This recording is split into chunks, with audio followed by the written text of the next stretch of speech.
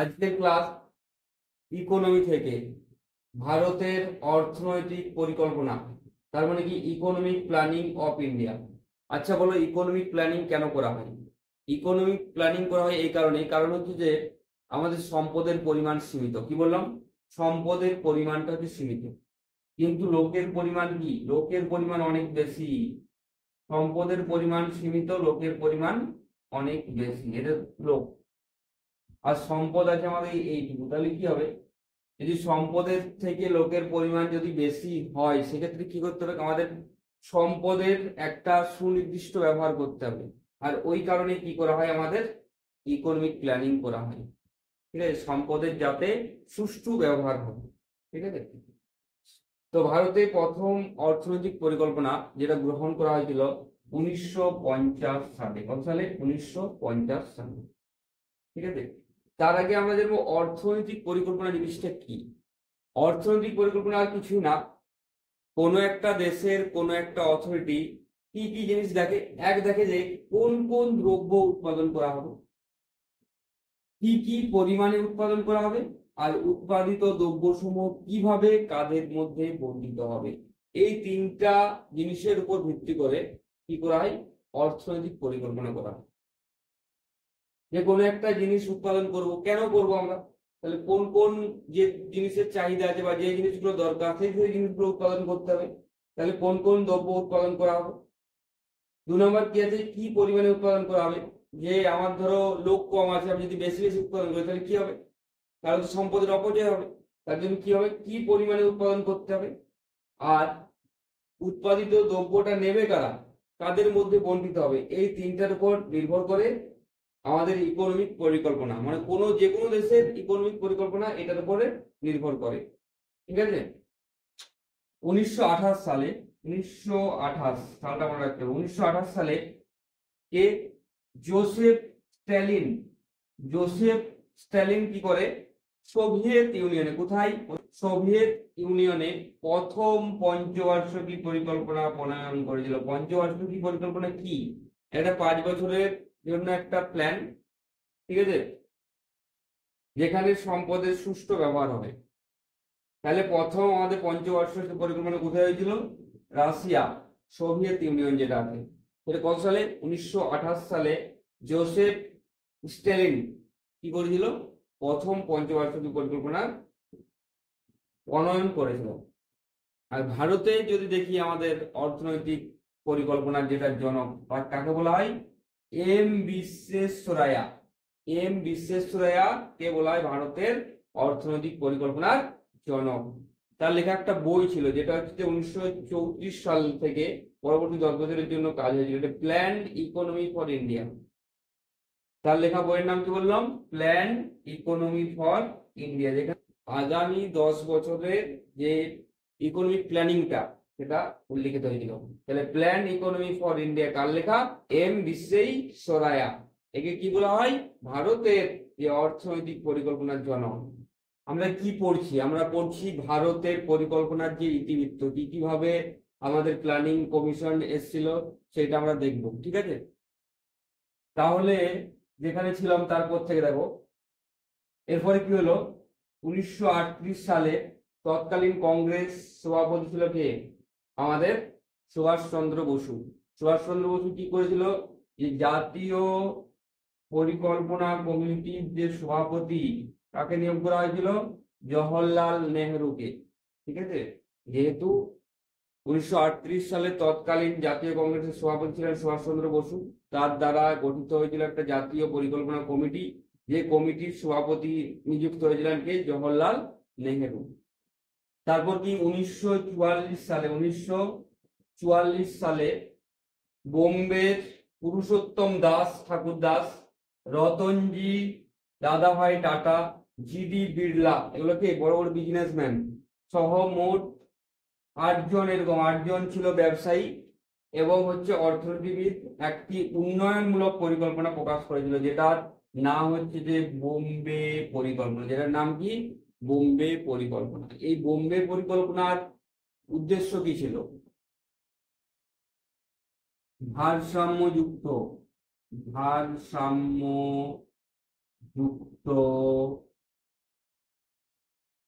অর্থনীতির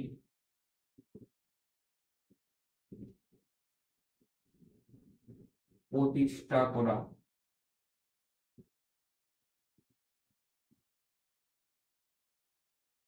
2 নম্বর ছিল যে মাথা পিছু আয়, এটা মাথা পিছু আয় মানে পার ক্যাপিটা যেটা ইনকাম, সেটা দ্বিগুণ করা 15 বছরের মধ্যে, ঠিক আছে, দ্বিগুণ করা।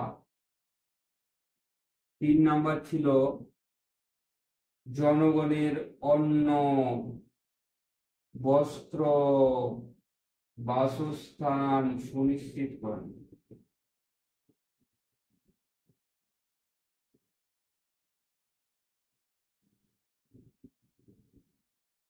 এটা কোথায় হয়েছিল? এই যে বোম্বে পরিকল্পনা বললাম 1944 সালে, বোম্বের যে পুরুষোত্তম দাস, রতনজি টাটা সহ 8 জন বিখ্যাত ব্যবসায়ী এবং অর্থনীতিবিদ নিয়ে একটা উন্নয়নমূলক পরিকল্পনা প্রকাশ করেছিল, যেখানে এই তিনটা জিনিসকে যাতে সুনিশ্চিত করা যায় তার ব্যবস্থা করা হয়েছিল।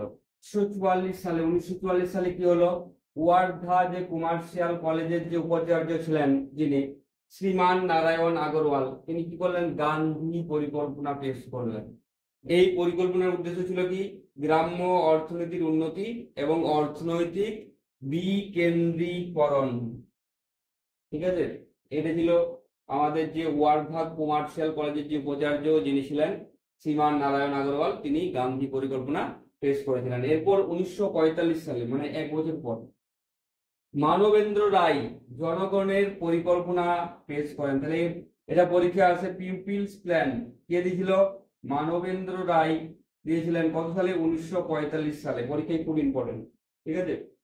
তারপরে আমরা দেখবো যে 1950 সালে জয়প্রকাশ নারায়ণ মানে জেপি নারায়ণ পেশ করেন, কি পেশ করেন? সর্বোদয় প্ল্যান বা সর্বোদয় পরিকল্পনা।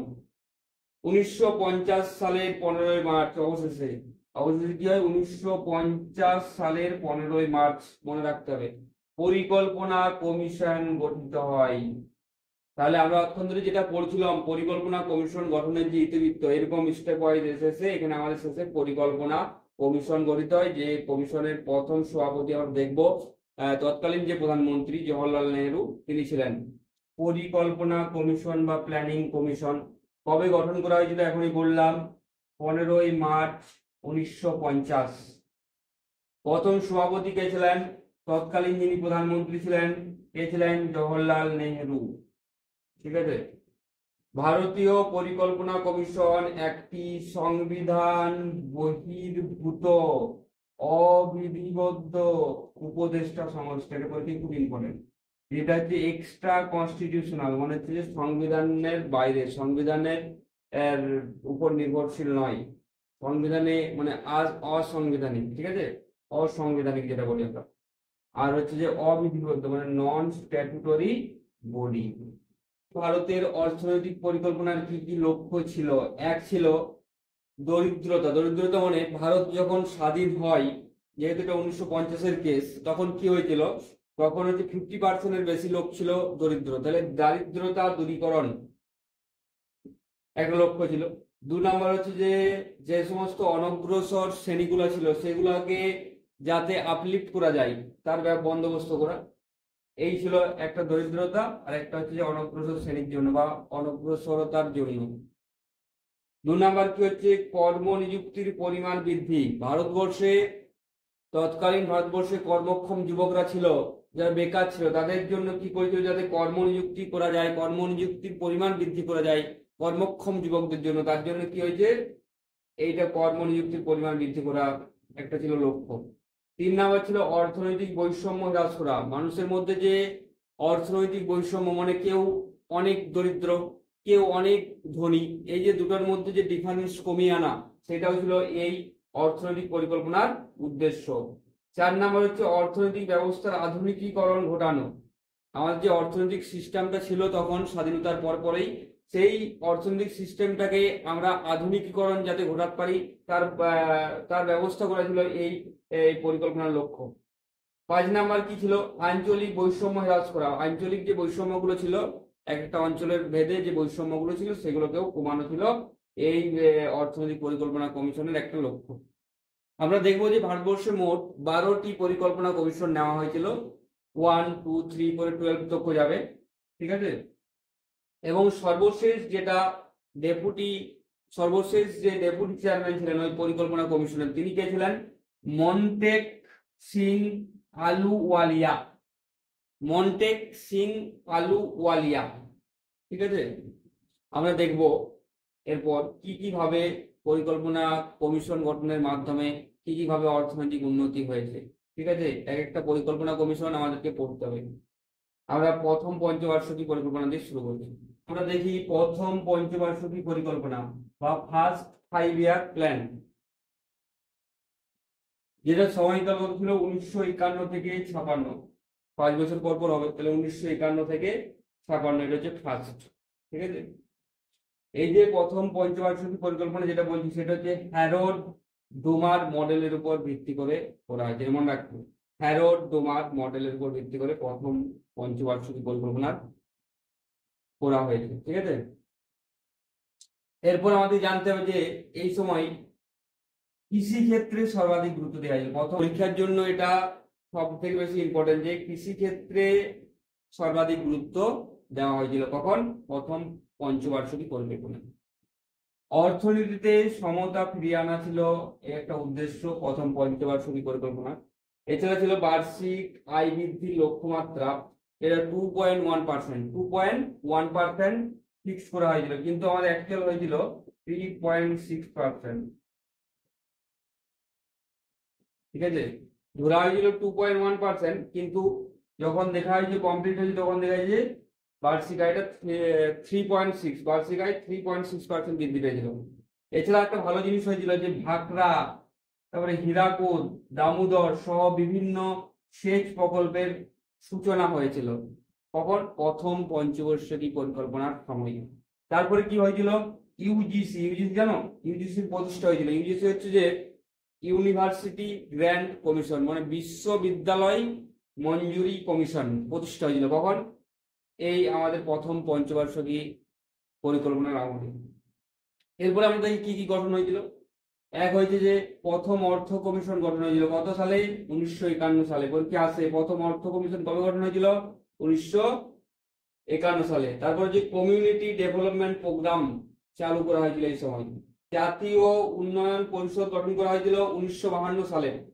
তারপর আমাদের পরিবার পরিকল্পনার নীতি নেওয়া হয়েছিল, সেটা 1952। তারপরে সব থেকে ভালো ব্যাপার, এটা পশ্চিমবঙ্গের যে ল্যান্ড রিফর্ম আইন, যেটা পশ্চিমবঙ্গ ভূমি সংস্কার আইন, যেটা 1956 সালে পাস হয়েছিল, সেটাও প্রথম পঞ্চবার্ষিকী পরিকল্পনার আমলে পাস হয়েছিল। এই যে জিনিসগুলো প্রথম পঞ্চবার্ষিকী পরিকল্পনার সময় শুরু হয়েছিল সেগুলো আমি মোটামুটি বললাম। দ্বিতীয় পঞ্চবার্ষিকী পরিকল্পনা 1956 থেকে 1961 মধ্যে হয়েছিল। এখানে আমাদের কার মডেল? পিসি চন্দ্র মহলানবিস মডেল। এখানে ভারী শিল্পের উপর গুরুত্ব দেওয়া হয়েছিল। আগের থেকে বললাম কৃষির উপর গুরুত্ব দেওয়া হয়েছিল, এটা যে ভারী শিল্পের উপর গুরুত্ব দেওয়া হয়েছিল। এই সময় 3টা বড় বড় শিল্প গড়ে উঠেছিল। এক হচ্ছে দুর্গাপুর, যেটা হয়েছিল ব্রিটেনের সহযোগিতায়। 2 হচ্ছে ভিলাই, যেটা সোভিয়েত রাশিয়ার সহযোগিতায়। এবং রাউরকেল্লা যেটা বলি আমরা, জার্মানির সহযোগিতায়। এই 3টাই হচ্ছে যে লৌহ ইস্পাত কারখানা, ঠিক আছে। 3টে বড় বড় লৌহ ইস্পাত কারখানা গড়ে উঠেছিল কখন? দ্বিতীয় পঞ্চবার্ষিকী পরিকল্পনার আমলে। এবং এই সময় কি হয়েছিল? ভারী শিল্পের উপর সর্বাধিক গুরুত্ব দেওয়া হয়েছিল। আমাদের বার্ষিক আয় বৃদ্ধির যেটা লক্ষ্যমাত্রা, সেটা 4.5% ধরা হয়েছিল, কিন্তু এটার অ্যাকচুয়াল যেটা হয়েছিল সেটা হচ্ছে 4.27%। এখানে কি হয়েছিল? দ্বিতীয় পঞ্চবার্ষিকী পরিকল্পনার আমলে বৃহৎ শিল্পনীতি শুরু হয়েছিল 1956 সালে। আর হচ্ছে যে জীবন বীমা নিগম, যেটা এলআইসি, লাইফ ইন্স্যুরেন্স কর্পোরেশন, যেটা হচ্ছে যে 1956 সালে চালু হয়েছিল, ঠিক আছে। তৃতীয় পঞ্চবার্ষিকী পরিকল্পনা 3 নাম্বার, যেটা হয়েছিল 1961 থেকে 66 খ্রিস্টাব্দে। এটা হচ্ছে জন স্যান্ডি এবং সুখময় চক্রবর্তীর মডেলের উপর নির্ভর করে তৈরি করা হয়েছে। এবং এই যোজনাটার নাম ছিল গ্যাডগিল যোজনা, কারণ তখন যে পরিকল্পনা কমিশন ছিল তার চেয়ারম্যান ছিল তিনি হচ্ছে D.R. গ্যাডগিল। তার জন্য এই যোজনাটার নাম হচ্ছে গ্যাডগিল যোজনা। এই পঞ্চবার্ষিকী পরিকল্পনাতে শিল্প এবং খাদ্যশস্য উভয়ের উপর গুরুত্ব দেওয়া হয়েছিল। ঠিক আছে, উদ্দেশ্য কি ছিল? শিল্প ও খাদ্যশস্য উৎপাদনে স্বনির্ভর ও স্বাধীন অর্থনীতি গড়ে তোলা। ঠিক আছে, এই পরিকল্পনাটা ব্যর্থই হয়েছিল বলতে পারি, কারণ দুটো যুদ্ধ ছিল পরপর। 1962 থেকে ভারত চীন যুদ্ধ, 1965-তে 1965-তে ইন্দো পাক ওয়ার, ভারত পাকিস্তান যুদ্ধ, এবং 1965 থেকে 66-তে কি ছিল? খরা হয়েছিল। তাহলে এই তিনটে মেন কারণের জন্য কি হয়েছিল? আমাদের এই পরিকল্পনাটা ব্যর্থ হয়েছিল। যদিও 1966 সালে ভারতীয় মুদ্রার অবমূল্যায়ন শুরু করা হয়। এই পরিকল্পনার লক্ষ্যমাত্রা ধরা হয়েছিল 5.6%, যেখানে আমরা অ্যাচিভ করতে পেরেছিলাম মাত্র 2.4%। 2.4% অ্যাচিভ করতে পেরেছিলাম। এবং প্রথম সবুজ বিপ্লব এই টাইমে শুরু হয়েছিল, বিভিন্ন সার কারখানা প্রতিষ্ঠা হয়েছিল। এরপর দেখবো আমরা যে এই সময় আর কি কি জিনিস প্রতিষ্ঠা হয়েছিল। এক হচ্ছে যে ইন্টেন্সিভ এগ্রিকালচার ডিস্ট্রিক্ট প্রোগ্রাম, যেটা হচ্ছে IADP, যেটা 1960-61 সালে গঠন করা হয়েছিল। এছাড়াও করা হয়েছিল ইন্টেন্সিভ এগ্রিকালচার এরিয়া প্রোগ্রাম, যেটা হচ্ছে IAAP, যেটা 1964-65 সালে গঠন করা হয়েছিল।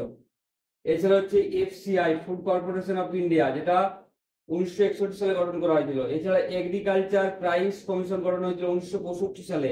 এগুলো সব তৃতীয় পঞ্চবার্ষিকী পরিকল্পনা আমলে হয়েছিল। এছাড়া হচ্ছে IDBI, industrial development bank of India, যেটা 1964 সালে গঠন করা হয়েছিল। এরপর আমরা দেখি প্ল্যান হলিডে কত থেকে কত? 1966 থেকে 1969, মানে তৃতীয় পঞ্চবার্ষিকী পরিকল্পনা তো দেখলাম ব্যর্থ হয়ে গেছিল যুদ্ধের কারণে বা খরার কারণে। যাই কারণে হোক, তৃতীয় পঞ্চবার্ষিকী পরিকল্পনা যখন ব্যর্থ হলো, তখন কি হলো? সম্পদের অপ্রতুলতার সৃষ্টি হলো। তার জন্য কি হলো? একটা টাইম 3 বছরে, যে 66 থেকে 69 পর্যন্ত কি হলো? এই 3 বছরের জন্য গ্যাপ রাখা হলো প্ল্যানিং থেকে। তার জন্য এই 3 বছরটা কি বলে? Plan holiday. পরীক্ষায় কেবল আসবে প্ল্যান হলিডে কত থেকে কত, তখন অ্যান্সার হবে 1966 থেকে 1969। আমরা ঝটপট দেখে নিই। চতুর্থ পঞ্চবার্ষিকী পরিকল্পনা যেটা সময়কাল ছিল, সেটা 1969 থেকে 74 খ্রিস্টাব্দ পর্যন্ত ছিল। মেন লক্ষ্য কি ছিল? স্থিতিশীলতার সঙ্গে উন্নয়ন ও প্রগতিশীল ভাবে স্বনির্ভরতা অর্জন। ঠিক আছে, তাহলে স্বনির্ভরতা আর উন্নয়ন, এই দুটো ছিল চতুর্থ পঞ্চবার্ষিকী পরিকল্পনার মেন উদ্দেশ্য। যেখানে এটাও ঠিক ব্যর্থ বলতে পারি না, মোটামুটি হয়েছিল, কারণ আমাদের লক্ষ্যমাত্রা পূরণে ব্যর্থ হয়েছিল। লক্ষ্যমাত্রা ছিল 5.7%, যেখানে আমাদের অ্যাচিভ করেছিলাম আমরা 3.3% মাত্র। কেন করেছিলাম? কারণ হচ্ছে যে দেখো, আমাদের দেখলাম ভারত পাকিস্তান যুদ্ধ হয়েছে, তারপর ভারত চায়না যুদ্ধ হয়েছে। দুটো বড় বড় যুদ্ধের পর অর্থনীতি একদম ভেঙেই পড়েছিল। তাহলে এই জন্য আমাদের যে পরিকল্পনাটা পুরোপুরি সফল করতে পারেনি। এখানে দেখা যাবে যে পিছিয়ে পড়া বা অনগ্রসর জাতি যারা, তাদের কল্যাণের জন্য চিন্তা ভাবনা করা হয়েছিল। তারপরে কৃষি শিল্পে উৎপাদন বৃদ্ধিটা খুব সামান্য পরিমাণে হয়েছিল। ঠিক আছে, এরপরে সব থেকে ভালো ব্যাপার হচ্ছে এটা যে 14টা ব্যাংকের জাতীয়করণ হয়েছিল। এই সময় কি হয়েছিল? 14টা ব্যাংকের জাতীয়করণ হয়েছিল 1969 সালে। সালও ইম্পর্টেন্ট। এছাড়া গৃহ নির্মাণ, নগরায়ণ কর্মসূচি, যেটা চালু হয়েছিল 1971-72 সালে। 1973-74 সালে চালু হয়েছিল কমান্ড এরিয়া প্রোগ্রাম। পঞ্চম পঞ্চবার্ষিকী পরিকল্পনা, যার সময়কাল হচ্ছে যে 74 থেকে 78, 1974 to 1978। চূড়ান্ত খসড়াকে তৈরি করেছিল ডিপি ধর। এই পরিকল্পনার মেন উদ্দেশ্য ছিল আমাদের দারিদ্রতা দূরীকরণ আর হচ্ছে আত্মনির্ভরশীলতা। এছাড়াও এখানে কৃষি, শিল্প, পরিভিত্তিক কাজের উপর গুরুত্ব বৃদ্ধি করা হয়েছিল। কারণ আত্মনির্ভর হতে গেলে কি করতে? কাজ করতে হবে। তাহলে সেগুলোর উপরে গুরুত্ব বৃদ্ধি করা হয়েছিল দারিদ্রতা দূরীকরণের জন্য। লক্ষ্যমাত্রা ছিল 4%, যদিও আমাদের অ্যাচিভ হয়েছিল 4.8%, মানে আমাদের পজিটিভ হয়েছিল জিনিসটা। এই প্ল্যানটা 5 বছরের পরিবর্তে 4 বছরে শেষ হয়ে গেছিল, কারণ সরকারের পতন হয়েছিল। তারপর আমরা দেখব একটা প্ল্যান হয়েছিল, যেটা হচ্ছে রোলিং প্ল্যান।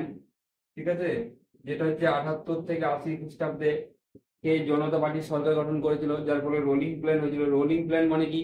যে 5 বছরের পরিবর্তে আমরা 1 বছরে সব জিনিস করবো। মানে এই অর্থনৈতিক পরিকল্পনা 5 বছরের ছিল, সেগুলো আমরা 1 বছর করে করব। কিন্তু এই সরকারের দ্রুত পতনের ফলে এই আবার পুনরায় পঞ্চবার্ষিকী পরিকল্পনা ব্যাক এসেছিল, ঠিক আছে।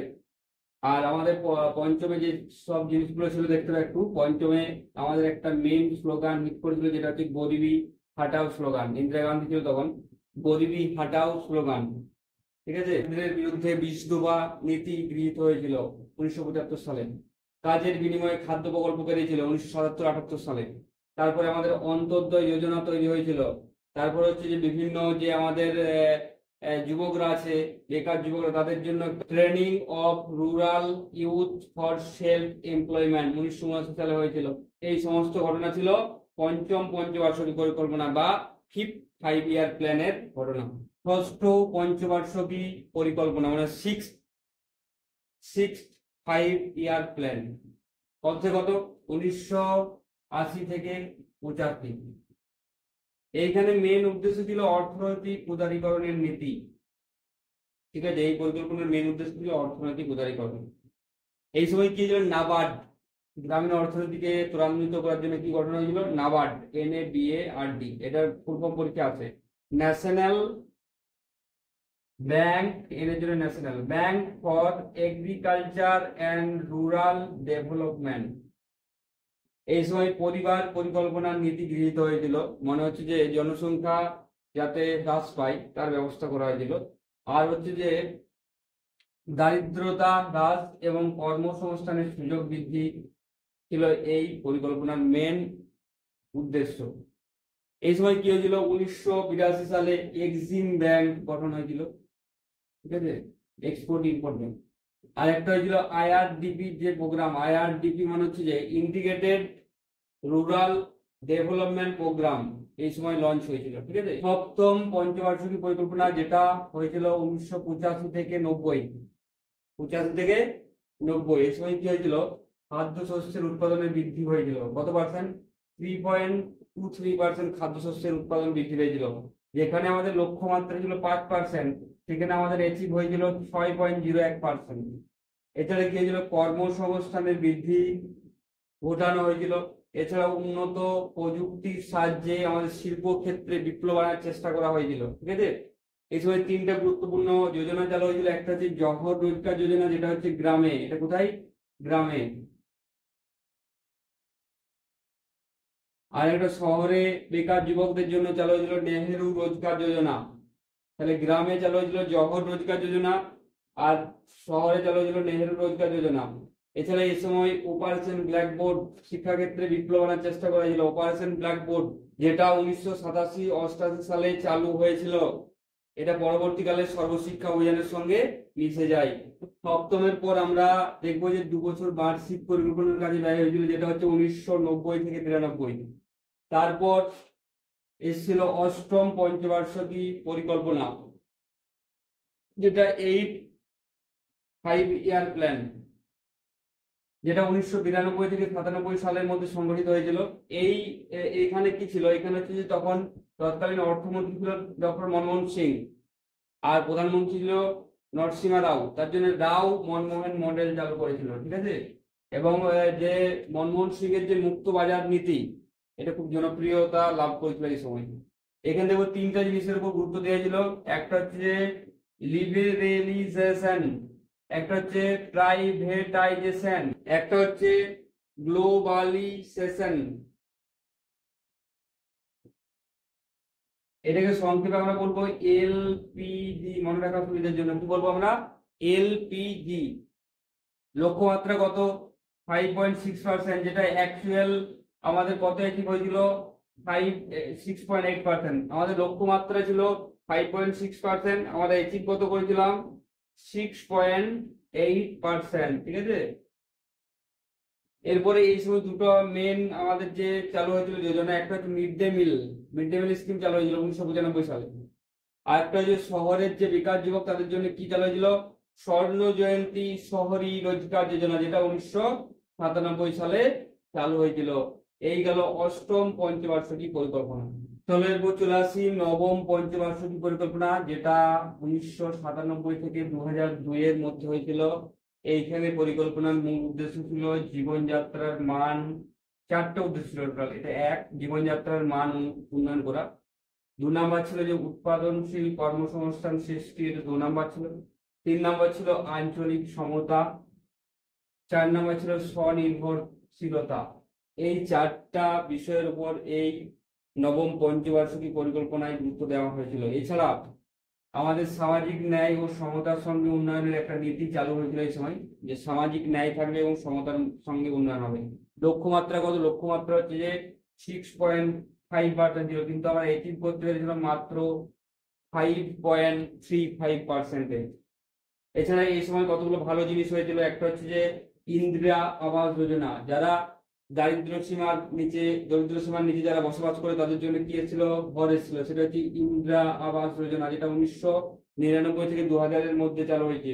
এছাড়া ছিল সুভাষ শিক্ষা সবার উন্নতি। কিসের মন্ত্র ছিল? সর্বশিক্ষা অভিযান চালু হয়েছিল সেই সময়। সর্বশিক্ষা অভিযান 2000 সালে চালু হয়েছে, ঠিক আছে। এছাড়া চালু হয়েছে অন্তর্দয় অন্ন যোজনা, প্রধানমন্ত্রী গ্রাম সড়ক যোজনা, এগুলো সব 2000 সালে চালু হয়েছে। সব নবম পঞ্চবার্ষিকী পরিকল্পনার আমলে চালু হয়েছে। পরীক্ষায় কোশ্চেন আসবে যে সর্বশিক্ষা অভিযান কোন পঞ্চবার্ষিকী পরিকল্পনার আমলে তৈরি হয়েছে, তখন কি হবে অ্যান্সার? নবম। এরপর দেখি দশম পঞ্চবার্ষিকী পরিকল্পনা, যেটা 2002 থেকে 2007 এর মধ্যে হয়েছিল। এখানে ছিল 8% জিডিপি অর্জনের লক্ষ্যমাত্রা। এছাড়া ছিল 2007 এর মধ্যে 5% দারিদ্র হ্রাস। এছাড়া শিশুর প্রাথমিক শিক্ষা, কর্মসংস্থান, এই সমস্ত ছিল। কিন্তু আমাদের যে মেন দিকগুলো, বেকারত্বের সমস্যা, তারপর মানব উন্নয়ন, এগুলো চরমভাবে অবহেলিত হয়েছিল। এবার দেখবো একাদশ পঞ্চবার্ষিকী পরিকল্পনা, যেটা 2007 থেকে 2012 এর মধ্যে হয়েছিল, ঠিক আছে। এই সময় কি হয়েছিল? ইনক্লুসিভ গ্রোথ, মনে হচ্ছে যে অন্তর প্রবৃদ্ধিমূলক উন্নয়নের উপর জোর দেওয়া হয়েছিল, ঠিক আছে। এছাড়াও কর্মসংস্থান সৃষ্টি, তারপরে লিঙ্গ বৈষম্য হ্রাস করা, পরিবেশ ভিত্তিক উন্নতি, সামাজিক ও পরিষেবা ক্ষেত্রগুলির উন্নতি, এই সমস্ত বিষয়ের উপরও জোর দেওয়া হয়েছিল।